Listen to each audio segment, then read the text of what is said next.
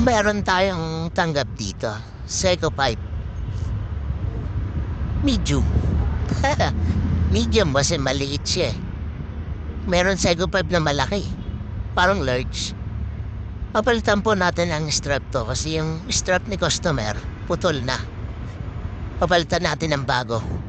Siyempre, medium din yung laki. Para pareha sila.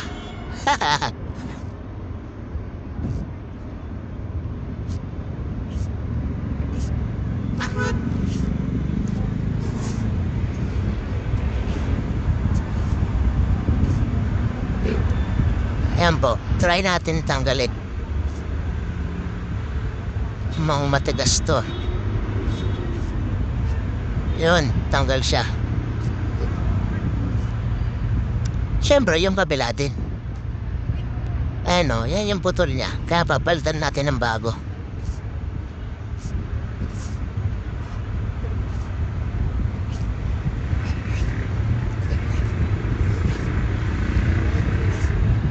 Matigas. Kaya ayaw agad masundot.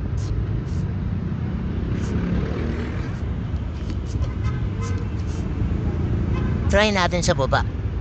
Yan. Yan, sige. Sige, tulak mo. Yan. Tanggal na. Oh. Tingnan muna natin yung itsura niya.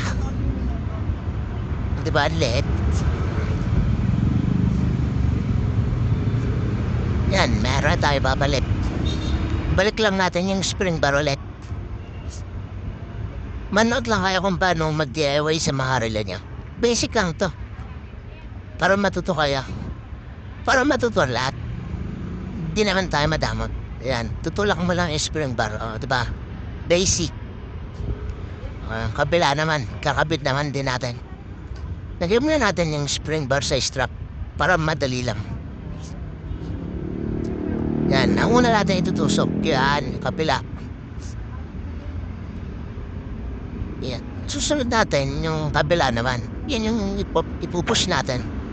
O, diba? Basic. Diba? O, tapos na. Maraming salamat. Thank you.